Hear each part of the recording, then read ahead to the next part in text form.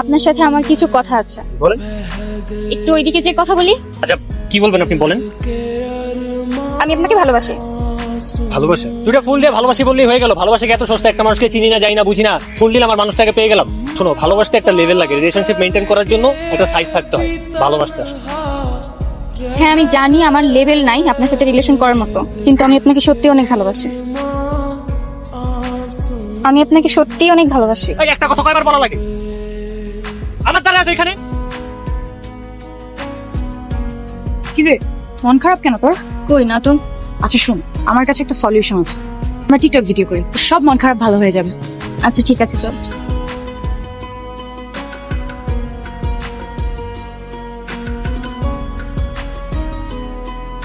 অনেক সুন্দর হয়েছে।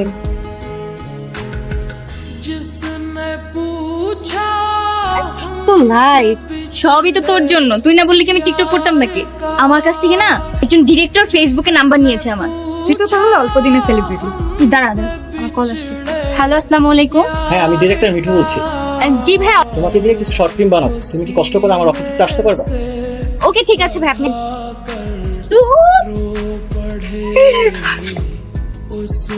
ভাই আসবো। হ্যাঁ আসো, আশা করি শর্ট ফিল্ম গুলো করলে তুমি খুব তাড়াতাড়ি ভালো কিছু করতে পারবা, তোমার স্বপ্ন পূরণ হবে। ইনশাআল্লাহ ভাই, আমার নিজের প্রতি কনফিডেন্স আছে। তাহলে আমরা এই সপ্তাহে শুটিং শুরু করতে পারি। হ্যাঁ। আমাদের প্রজেক্ট গুলো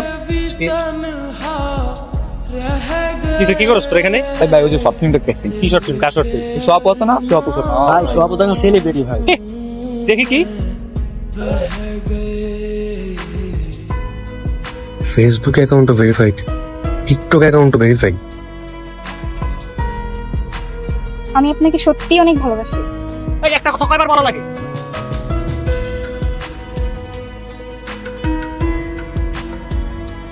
জিশান আমার দিকে লুক দিয়ে চলে গেল। বাবা,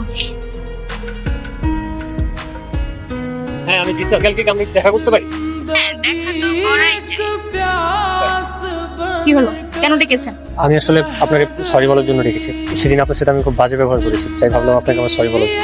আর আমি এটাও জানি যে আপনি আমাকে আসলে মন থেকে ভালোবাসেন, আপনার ভালোবাসাতে বিন্দু পরিমাণ ঘাটতি ছিল না। আর হ্যাঁ, আপনার ভালোবাসা আমি সেই দিন গ্রহণ না করলেও আমি আজকে আপনার ভালোবাসা গ্রহণ করছি। তাই তো দেখেন, আমি আপনার জন্য উপহার নিয়ে এসেছি। সেদিন আমাকে ফিরিয়ে দেওয়া সেই গোলাপটি আজকে আবার আপনাকে আমি দিলাম। ও এটা আমাকে অপমান করার জন্য উপহার স্বরূপ এই পচা স্যান্ডেলটা আপনাকে উপহার দিলাম। এটা সত্যি আমি আপনাকে ভালোবাসি, তবে এই মুহূর্তে আপনার ভালোবাসা আমার গ্রহণ করা সম্ভব। আগে নিজে ভালো মানুষ হন, সত্যিকারের ভালোবাসতে শিখেন, তারপর কারো সামনে এসে ভালোবাসার কথা বলুন। ভালো থাকবেন।